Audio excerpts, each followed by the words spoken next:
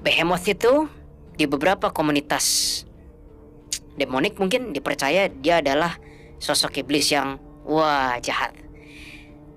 Betul, waktu itu ketika kami ke tempat klien, ada iblis gede banget, namanya Behemoth. Again, energi putih yang gue bilang itu masuk lagi, tiba-tiba sebuah intuition dan insting untuk mengatakan Behemoth, kenapa tidak kita berdoa bersama-sama? Aku percaya kalau Tuhan berkehendak, engkau tidak akan musnah. Shalom saudara, salam jumpa kembali dalam kasih Tuhan kita Yesus Kristus. Video kali ini adalah video tanggapan yang terakhir untuk konten Tri Anomali. Pada video bagian yang pertama dan kedua, saya sudah menanggapi banyak poin di sana. Di antaranya adalah, bolehkah kita mendoakan arwah atau roh orang yang sudah meninggal? Apakah memang benar sesuai ayat Alkitab, pengikut Yesus tidak boleh punya harta? Silakan tonton kedua video sebelumnya agar saudara memahami ajaran kitab suci dan tidak mengikuti ajaran yang salah.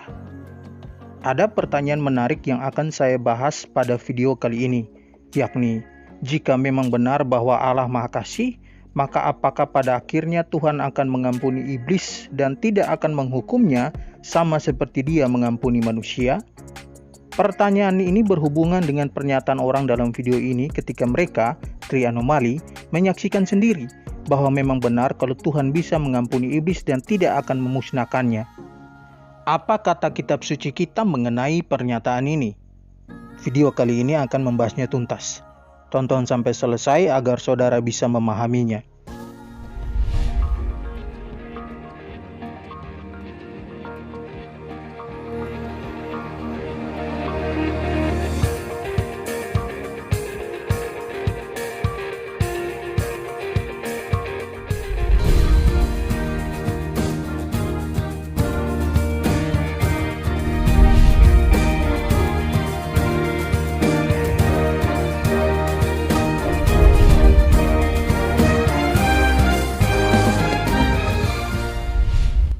Saudara-saudara, Alkitab telah mengatakan demikian, karena semua orang telah berbuat dosa dan telah kehilangan kemuliaan Allah dalam Roma 3 ayat 23, dan upah dosa ialah maut dalam Roma 6 ayat 23a.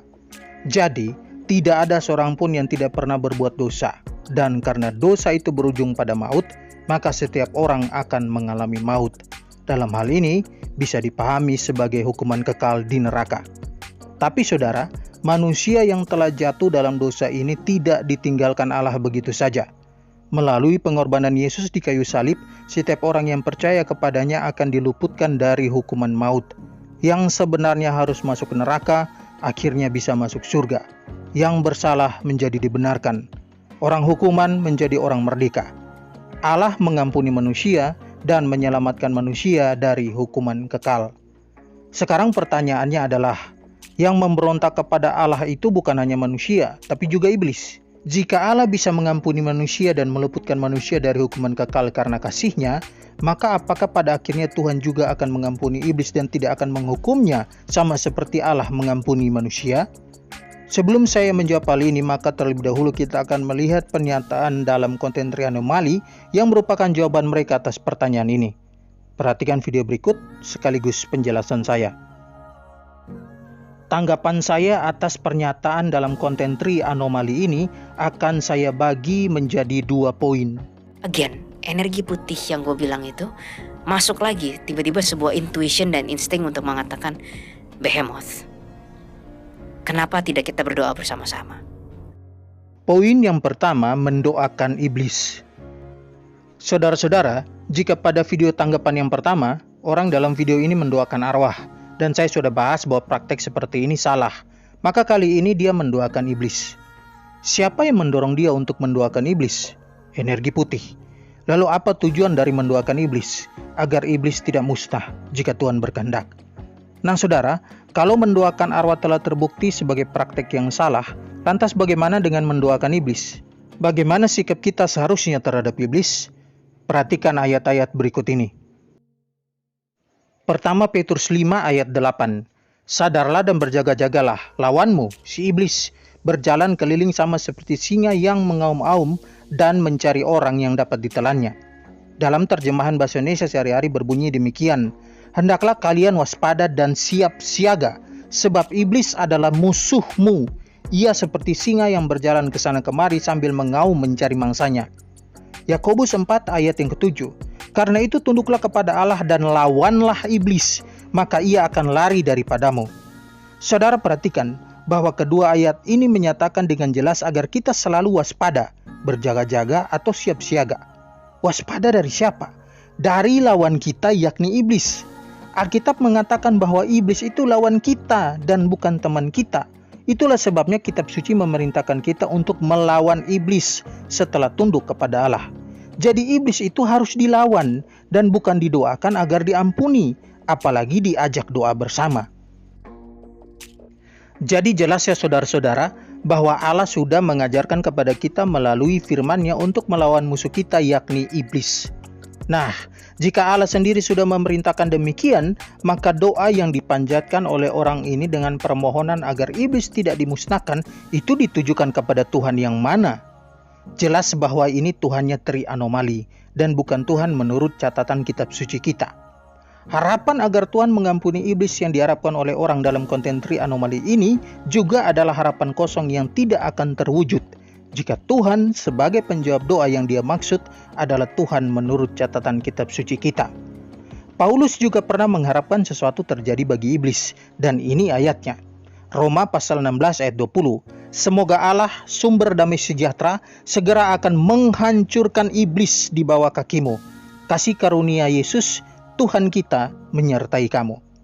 Ini bukan hanya harapan dari Paulus saja, tapi juga keinginan dari semua orang yang taat kepada perintah Allah dan tunduk pada kebenaran yang tercatat dalam kitab suci kita, bahwa semoga Allah segera menghancurkan iblis, membongkar topengnya, menyingkapkan dustanya, supaya tidak ada lagi yang percaya bahwa masih ada iblis yang baik.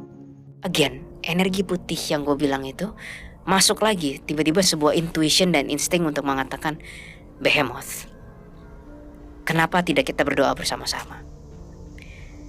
Aku percaya kalau Tuhan berkehendak, engkau tidak akan musnah. Dia awalnya nolak, terus kami doa, akhirnya dia gak musnah. Ketika Behemoth merasakan kenapa Tuhan tidak memusnahkanku. Nah ini loh, di kalangan para iblis, mereka tuh sebenarnya kasihan. Mereka beranggapan bahwa setiap kali menggoda manusia tuh penyelesaiannya cuma satu, gitu, tengkang-tengking gitu, yang pasti berakhirnya ke pemusnahan mereka. Yang dimana anomali menemukan hal yang sebaliknya. Ketika kami berdoa mohon ampun bagi si iblis tersebut, dan tapi juga mohon pertolongan bagi manusia tersebut, bisa ada celah dan potensi Tuhan mengampuni iblis tersebut. Sebagian besar orang Kristen dan Katolik, apa itu bullshit, mana ada Tuhan mengampuni iblis, ya kan? Gak ada, itu gak ada di kamus Alkitab pun gak ada gitu loh. Poin yang kedua, Tuhan mengampuni iblis. Berdasarkan video yang sudah kita lihat bersama tadi, jelas bahwa orang dalam video ini berharap Tuhan bisa mengampuni apa yang sudah iblis lakukan. Untuk itu, sudah seharusnya lah kita mendoakan iblis dan bukan mengusirnya. Benarkah ada kemungkinan bahwa Tuhan akan mengampuni iblis? Perhatikan penjelasan saya. Saudara-saudara, perlu kita ketahui bersama bahwa iblis tidak mungkin diampuni. Hal ini jelas bertentangan dengan keterangan tri-anomali bahwa iblis bisa diampuni. Mengapa iblis tidak mungkin bisa diampuni? Karena ciptaan hanya bisa diampuni jika Allah sendiri yang memilih untuk mengampuninya. Namun, jika Allah tidak mau mengampuni iblis, bukankah ini membuktikan Allah tidak adil? Tidak, saudara. Karena ciptaan yang berdosa, manusia dan iblis yang pasti masuk neraka, itu menunjukkan keadilan Allah. Sedangkan yang ditebus karena percaya kepada Yesus dan masuk surga, itu karena memperoleh anugerah Allah. Jadi tidak ada yang mendapat ketidakadilan di sini. Tapi saudara, pertanyaan selanjutnya adalah mengapa Allah tidak memberikan anugerah keselamatan juga kepada iblis? Ingat saudara, anugerah itu bukan hak. Allah bebas memilih untuk memberikan anugerahnya kepada siapa saja, dan menurut catatan kitab suci, Allah memilih memberikan anugerahnya hanya kepada manusia yang percaya kepada Yesus saja, dan anugerah ini tidak diberikan bagi iblis. Alkitab dengan tegas menyatakan penghukuman bagi iblis, dan hal ini tidak menunjukkan bahwa Allah tidak adil, tapi justru menunjukkan keadilan Allah. Wahyu 20 ayat 10. Dan iblis yang menyesatkan mereka dilemparkan ke dalam lautan api dan belerang, yaitu tempat binatang dan nabi palsu itu, dan mereka disiksa siang malam sampai selama-lamanya. Saudara-saudara, berdasarkan ayat ini jelas bahwa iblis pasti dihukum, karena memang berdasarkan seluruh ayat Alkitab yang bicara tentang penebusan dosa, tidak ada satupun ayat yang ditujukan pada iblis. Seluruh ayat yang bicara tentang penebusan itu ditujukan kepada manusia. Kalau begitu, maka iblis tetap dihukum karena Allah tidak menebusnya. Jadi, karena pengalaman spiritual orang ini yang memberi kesan bahwa iblis bisa menjadi baik lalu diampuni Allah dan pada akhirnya tidak akan dihukum Allah, jelas bertentangan dengan ajaran kitab suci, maka pandangan ini wajib ditolak. Ingatlah selalu ayat ini saudara-saudara. Yohanes pasal 8 ayat 44. Iblislah yang menjadi bapamu dan kamu ingin melakukan keinginan-keinginan bapamu. Ia adalah pembunuh manusia sejak semula dan tidak hidup dalam kebenaran, sebab di dalam dia tidak ada kebenaran. Apabila ia berkata dusta, ia berkata atas kehendaknya sendiri, sebab ia adalah pendusta dan bapa segala dusta. Kalau begitu, mendoakan iblis dengan harapan agar Tuhan berkehendak untuk mengampuni dan tidak akan menghukumnya adalah pekerjaan yang sia-sia, karena kehendak Allah tidak mungkin bertentangan dengan kitab suci kita. Jadi berdasarkan penjelasan dalam 3 video tanggapan saya mengenai konten tri anomali, maka dapat disimpulkan bahwa pengalaman spiritual tersebut tidak memiliki dasar kebenaran, dan karenanya pengikut Yesus wajib untuk menolaknya. Dari video tanggapan ini saya berharap supaya saudara-saudara menyadari bahwa sehebat apapun pengalaman spiritual yang Anda alami harus diuji dengan ajaran Alkitab. Jika terbukti bahwa pengalamanmu tidak sesuai dengan ajaran kitab suci, maka kamu harus berbesar hati untuk meninggalkan pengalaman palsumu. Demikian penjelasan saya, semoga mencerahkan saudara semua. Tuhan memberkati kita semua. Shalom.